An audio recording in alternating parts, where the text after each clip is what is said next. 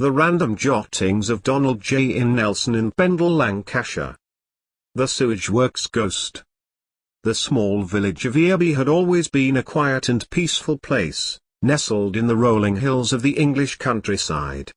But there was one place in the village that nobody liked to talk about, the sewage works. It was a smelly, dirty place where the waste of the village was processed and cleaned. And then there was the ghost. According to legend, a man had died at the sewage works many years ago. His name was George, and he had worked there all his life. He was known to be a bit of a recluse, but he was also dedicated to his job, and he had worked tirelessly to keep the sewage works running smoothly. One day, however, George disappeared. Nobody knew where he had gone, and nobody seemed to care. It wasn't until a week later that they found him, face down in the plantation. He had died of a heart attack, they said.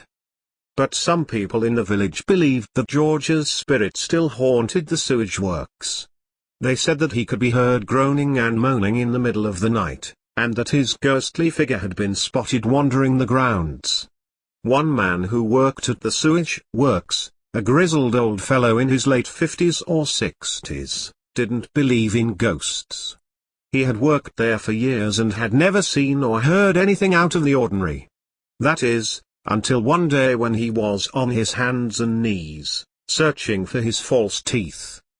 They had fallen out of his mouth and down the old long drop toilet a week ago, and he had been too embarrassed to tell anyone. He had been looking for them ever since. As he crawled around in the muck and mire, he heard a noise. It was a low groan, like someone in pain. He looked around, but there was nobody there. He continued his search, but the groans grew louder and more persistent.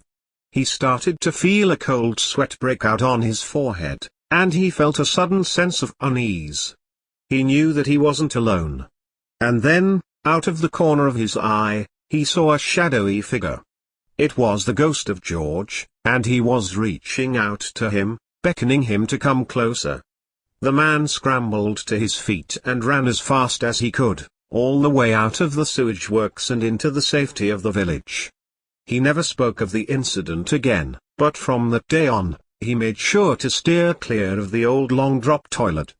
And the legend of the sewage works ghost continued to grow, passed down from generation to generation, a spooky reminder of the darker side of village life. By Donald J.